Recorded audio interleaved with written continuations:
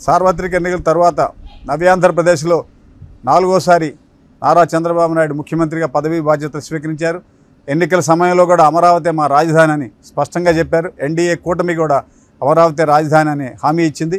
ఆ హామీకి అనుగుణంగా ఇప్పుడు అమరావతి రాజధానిగా కేంద్రంగా పూర్తిగా రాజధాని పనులు ముమ్మరంగా ప్రారంభమయ్యాయి. దీంతో అమరావతి పరిసర ప్రాంతాల్లో రియల్ ఎస్టేట్ పూర్తిగా ఊపందుకుంది.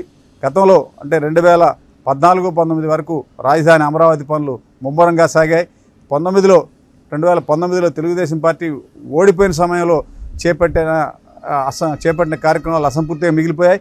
వాటన్నిటినీ పూర్తిగా ఈ ఎన్డీఏ కూటమి ప్రభుత్వం పూర్తి చేయడానికి కంకణం కట్టుకుంది. ఇప్పటికే ముఖ్యమంత్రి చంద్రబాబు నాయుడు ఆ పార్టీ మంత్రులు ఎమ్మెల్యేలంతా కూడా రాజధాని ప్రాంతాల్లో పర్యటించారు.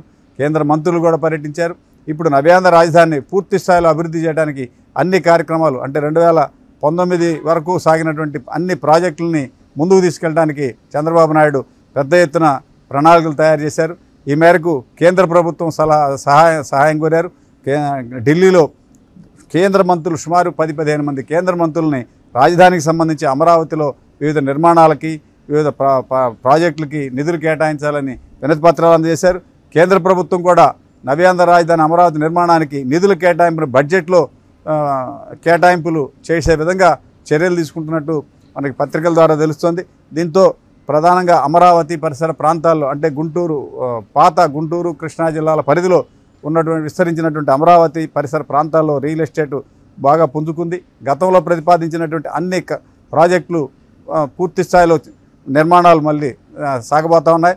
అంటే ప్రస్తుతం ఈ 5 ఏళ్ల పాటు నిర్మాణాలను వదిలేసిన గత ప్రభుత్వం వదిలేయడంతో అక్కడ చెట్లు తుమ్మలు ఇటువంటి పిచ్చి చెట్లని పెరిగినాయి. వాటిని జంగిల్ క్లియరెన్స్ వాటన్నిటిని క్లియర్ చేయడం కోసం ప్రభుత్వం టెండర్లు ఆహ్వానించింది.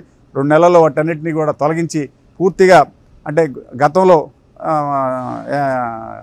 ఎమ్మెల్యేలు ఎమ్మెల్సీలు మంత్రులు నివాస గృహాలు, ఐఏఎస్ ఐపీఎస్ అధికారుల నివాస గృహాలు, జడ్జీలు నివాస గృహాలు, రాజధాని ప్రాంతాల్లో భూములు ఇచ్చినటువంటి పేద రైతులకు నివాసాలు, తర్వాత సచివాలయంలో పనిచేసే ప్రభుత్వ సిబ్బందికి కూడా నివాస గృహాలు 70-90% పూర్తయినాయి. వాటన్నిటినీ 5-6 నెలల్లో పూర్తి చేసి సుమారుగా నవంబర్-డిసెంబర్ నాటికి ఒక 12,000 నుంచి 15,000 కుటుంబాలని అక్కడ నివాసం ఏర్పాటు చేసుకునే విధంగా ఈ ఒక పెద్ద ఎత్తున ప్రణాళికను చేపట్టింది. దీనికి తోడు రాజధానికి outer ring road, inner ring రోడ్లు మొత్తం కేంద్ర ప్రభుత్వం చేపట్టాలని చెప్పి కేంద్ర మంత్రి నితిన్ గడ్కరీకి ముఖ్యమంత్రి వినతి పత్రాలు అందజేశారు. ఈ మేరకు నిధులు విడుదల చేయడానికి కేంద్రం కూడా బడ్జెట్లో ప్రత్యేకంగా అమరావతి నిర్మాణానికి నిధులు కేటాయించబోతున్నట్టుగా తెలిసింది.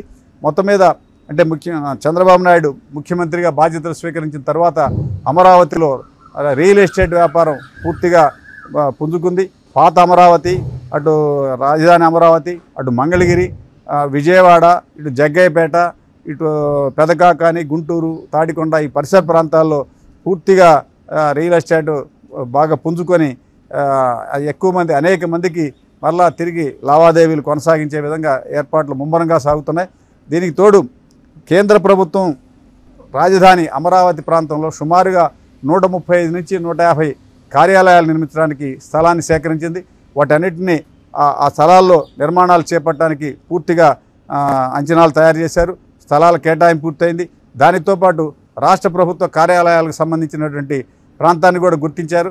ఆ ప్రాంతాల్లో రాష్ట్ర ప్రభుత్వ కార్యాలయాలు హెచ్ఓడి అంటే ప్రధాన హెడ్ ఆఫీసులు, ప్రధాన కార్యాలయాలు నిర్మించబోతా ఉన్నారు. 5 ఏళ్ల పాటు మరుగున పడినటువంటి రాజధాని మరోసారి అమరావతి రాజధాని పూర్తి స్థాయిలో నిర్మాణం సాగిపోతూ ఉంది. దీనికి తోడు రాజధాని పరిసర ప్రాంతాల్లో ఐటీ కంపెనీలు, అనేక మంది సాఫ్ట్వేర్ కంపెనీలు కూడా ముందుకు రాబోతూ ఉన్నాయి. ఇప్పటికే ముఖ్యమంత్రి చంద్రబాబు నాయుడు హైదరాబాదు, ఢిల్లీ తదితర ప్రాంతాల్లో ఇతర దేశాలకు సంబంధించినటువంటి వాణిజ్య విభాగాలని, కంపెనీలని, అధినేతలని రాజధాని అమరావతి పరిసర ప్రాంతాల్లో పెద్ద ఎత్తున వ్యాపారాలు ఏర్పాటు చేయాలని కోరారు. వాటన్నిటికి కూడా వాళ్ళు సుముఖంగా ముందుకు వచ్చారు.